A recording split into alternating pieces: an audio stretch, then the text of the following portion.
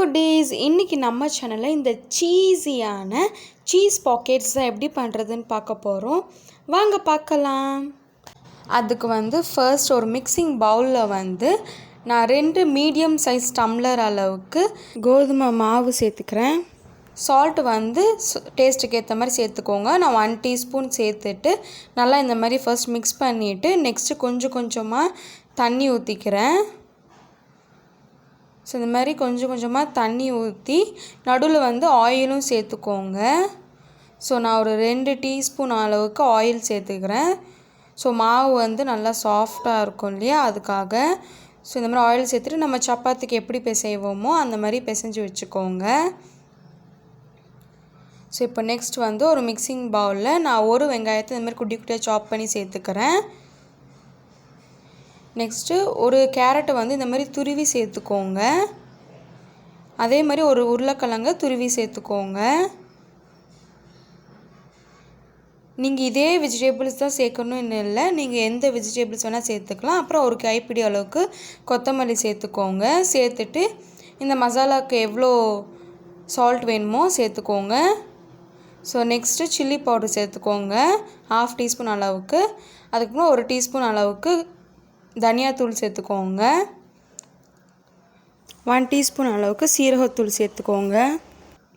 Pepper 1 teaspoon அளவுக்கு நான் சேர்த்துக்கிறேன். ஏன்னா நான் ரெட் சில்லி 1/2 டீஸ்பூன் தான் சேர்த்தேன்.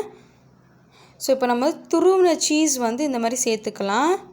நான் 3 பாக்ஸ் சீஸ் தான் எடுத்தேன். 3 பாக்ஸ் சீஸை இந்த மாதிரி துருவி சேர்த்துக்கிட்டேன்.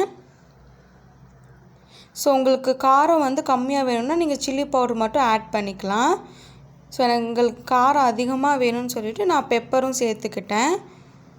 ஸோ இப்போ இது நல்லா மிக்ஸ் பண்ணிவிட்டு நம்மளோட மசாலா ரெடி. இப்போ நம்ம மாவு பண்ணி வச்சுருந்தோம் இல்லையா, அதுலேருந்து ஒரு பார்ட் மட்டும் எடுத்து நல்லா இந்த மாதிரி உருண்டை பிடிச்சிக்கோங்க. நம்ம நார்மல் சப்பாத்திக்கு எப்படி உருண்டை பிடிப்போமோ அதே மாதிரி உருண்டை பிடிச்சிக்கோங்க.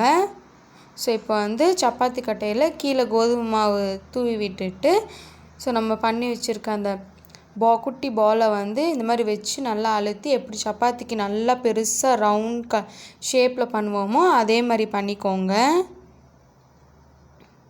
ஸோ அதே மாதிரி பண்ணிவிட்டு ஸோ இப்போ இந்த மாதிரி ஒரு கட்டர் வச்சு ஸ்கொயர் ஷேப்பில் கட் பண்ணிக்கோங்க.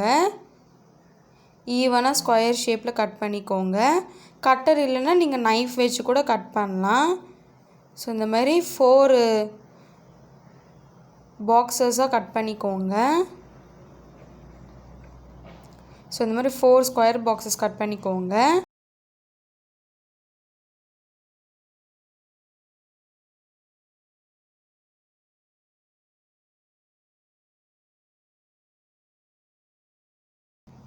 ஸோ இப்போ நம்ம ஸ்கொயராக பண்ணி வச்சுருந்தோம் இல்லையா, அதில் தண்ணி 4 சைட்ஸுமே நல்லா தடவிட்டு நம்ம பண்ணி வச்சுருக்க மசாலாவை நடுவில் வச்சுக்கோங்க.